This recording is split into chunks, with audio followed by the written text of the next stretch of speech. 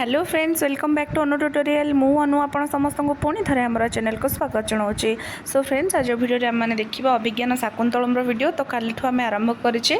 Last video आपण मैंने देखी पंचम अंकर कथा सारांश आज देखा षष्ठ अंक से कथानकम वैशिष्ट्यांश प्रतिपादयत। सो आपण मैंने जदि मो चैनल नुआ अच्छा वीडियो टी प्रथम थर पर देखुं चैनल टी जल्दी जल्दी सब्सक्राइब कर दिंतु पाखे बेल आइकन को दबाई दिंतु और ऑल नोटिफिकेशन प्रेस कर दिंतु ताकि मु बनता सब वीडियो नोटिफिकेशन आपण समस्त को सर्वप्रथम मिल जाव। चलते वीडियोटी आरंभ करवा डेरी न करके देखते कौन रही वीडियोटी। तो षष्ठ अंकर कथा सारांश कौन अभिज्ञान शाकुंतलम षष्ठ अंकर प्रारंभ में धीवर द्वारा संप्राप्त मुद्रिका दर्शन द्वारा महर्षि दुर्वासांकर अभिशाप निवृत्त होइछि।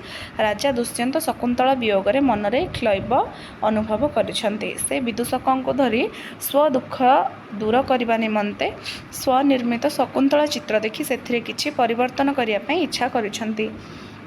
अपत्यहीन विषय प्रसंग उपस्थित हुए महीपति दुष्यंत अत्यधिक दुख अनुभव करिसेंति। संविच्छेद द्वारा अतीव व्यथित निज पितृपुरुष मानक द्वारा दशा चिंता करिसेंति। एही कारुणिक दृश्य को मेनका द्वारा प्रेरित एक अप्सरा देखिछि। एही समय इंद्र सारथी मातली विदूषकों को धरी मारिबा को चेष्टा करिछि। तेणु ताको रक्षा करिया पई जे राजा सरसंधान करिसेंति। सेतेबेले से आविर्भूत होई कहिछि पुरंदर स्वररु विनाश पई को दुष्यंत को निमंत्रण करिछि बोली। तापर राजा दुष्यंत स्वर्ग को प्रस्थान करी इंद्र सहायता पाई एपरी षष्ठ अंकर परिसमाप्ति घटी। वैशिष्ट्य कौन था देखी दिंतु टिके। यह अंकर राजा दुष्यंत शकुंतलार वियोग व्यथा को सातिशय अनुभव करिसेंति। फल नाटक विप्रलम्ब श्रृंगार परिप्रकाश होइछि। दुष्यंत शकुंतलार चित्रपट को देखि मानसिक वेदना को दूर करने चेष्टा करिसेंति।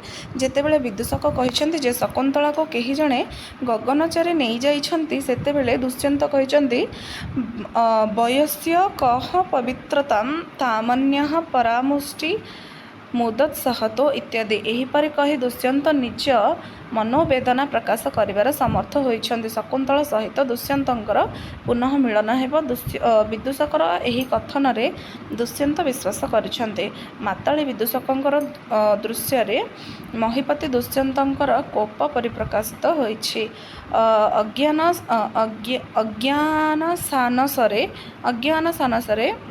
राक्षस मान सहित संग्राम पाई नरपतिंकर उत्साह प्रदर्शित होइछि। एहीपरि एही अंकर विप्रलम्ब श्रृंगार आधिक्य वर्णना करा जाइछि। ठीक अच्छे तो ये विप्रलम्ब श्रृंगार अच्छी आउ श्रृंगार दुई प्रकार थाए। गोटे हूँ विप्रलम्ब श्रृंगार आ गोटे हूँ संभोग श्रृंगार। ठीक अच्छे विप्रलम्ब हूँ दुख जो स्थान में दुख शोक कोह इत्यादि परिप्रकाश होता है से श्रृंगार को विप्रलम्ब श्रृंगार कहुए। ठीक अच्छे सो आशा करुच्छे समस्ते जानीपारे ये रखुच्छे आज वीडियो को। गोटे वीडियो में पुणी थे गोटे क्वेश्चन गोटे नुआ टॉपिक सहित आप सहित देखा।